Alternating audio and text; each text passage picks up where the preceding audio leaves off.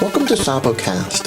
Here we discuss all things from a working class, trans, anarchist, analytical perspective. Due to the nature of this show, listener discretion is advised. My name is Skylar, my pronouns are she, they, they, and I'm your host.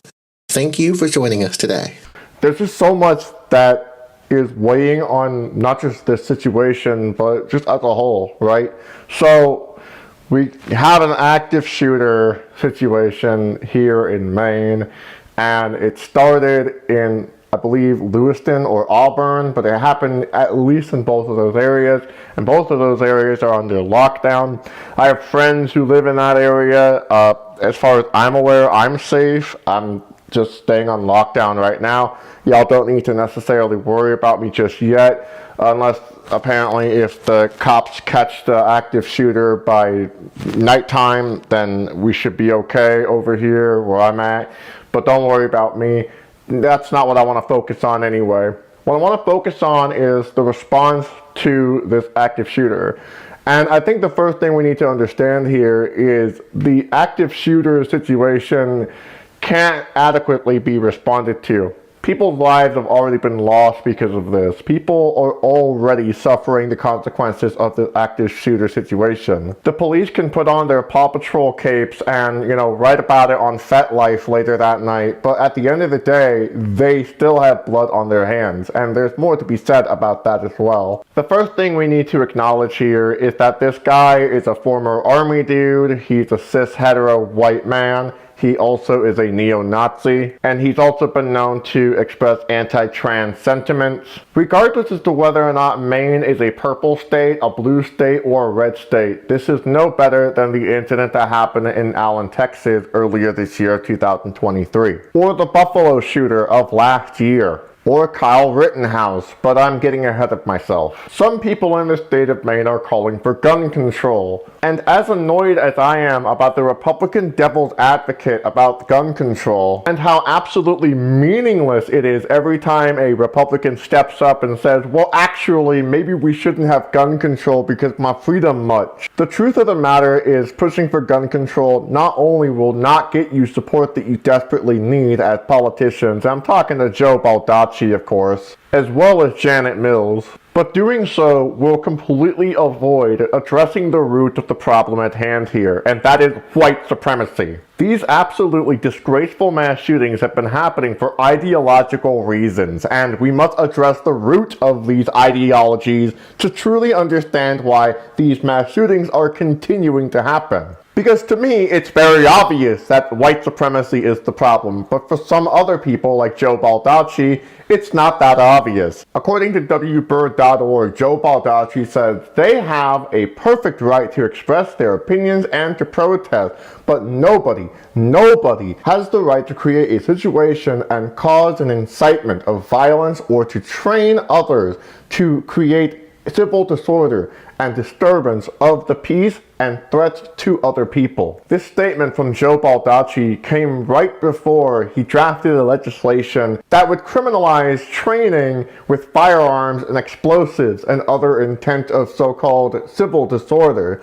So what does that mean exactly?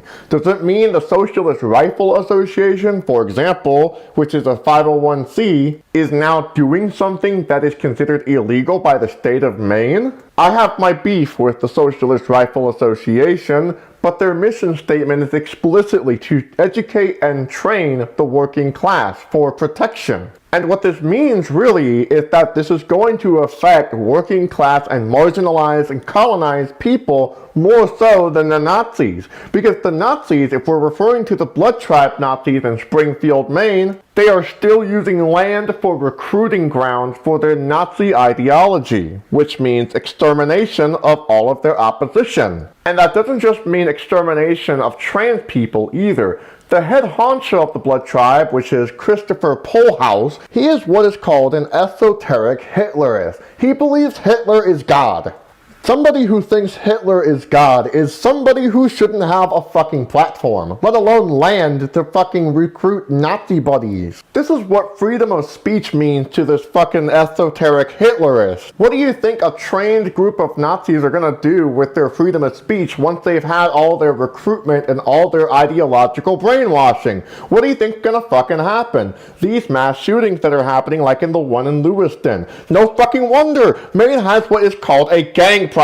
It's only just pale skin and not brown. Maine, being the whitest state in the United States, has a fucking Nazi problem. A very comfortable with Nazi problem. Oh, it's not me that's being shot up. Oh, it's NIMBY. We'll be fine. After all, they're not going to target us. Yes, they fucking will. That's the point. First they came for the Jews, but I did not speak up because I was not a Jew, as the saying goes.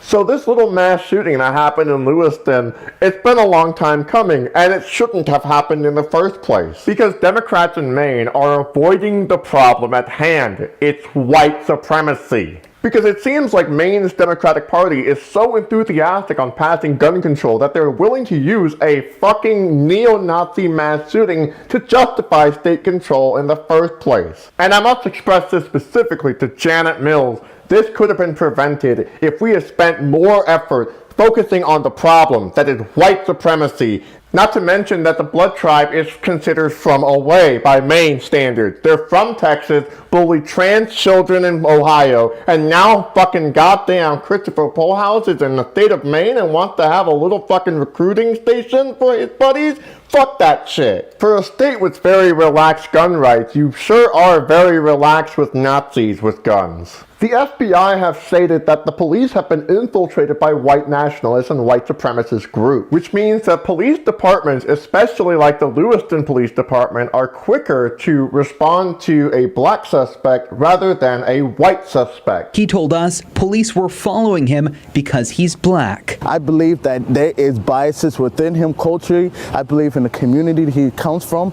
He's nervous. He's a timid officer. In the video, Maywan yells at an officer, who then gives him a warning. As Maywan starts walking away, the officer follows him. A chase ensues. Maywan is eventually arrested. We challenge the state's probable cause for the arrest, which is something you can do at those proceedings. It's pretty rarely done. The fact that as of recording this, Richard Card, who is the active shooter, is still on the run, and Con Maywan, who is a black suspect with an iffy probable cause on the officer's end, that tells me that the officers have their priorities backwards. Of course they are. Once again, cops and Klan go hand in hand. So then it tells me that the Maine legislators do not care about keeping the people that they govern over safe. And more importantly, it tells me that people are not willing to address the continuous white supremacist terrorism problem that continues to plague our country today. So every time gun control comes up in a debate, whether it's on the Republican or the Democrat side, I do not take them seriously. Children are the ones who are speaking more effectively on this issue than Democrats and Republicans are, especially since they are usually in the crossfires of all these shootings. And lastly, children deserve more fucking respect than the fucking leaders who perpetuate and sustain this form of state violence that is so disingenuous, that is targeting the wrong people. We need to attack the problem at its root. We need to attack white supremacy. We need to acknowledge fully that the state of Maine, as well as the rest of the country, has a white supremacist problem. We need to handle this like adults, and we need to address it at its root today.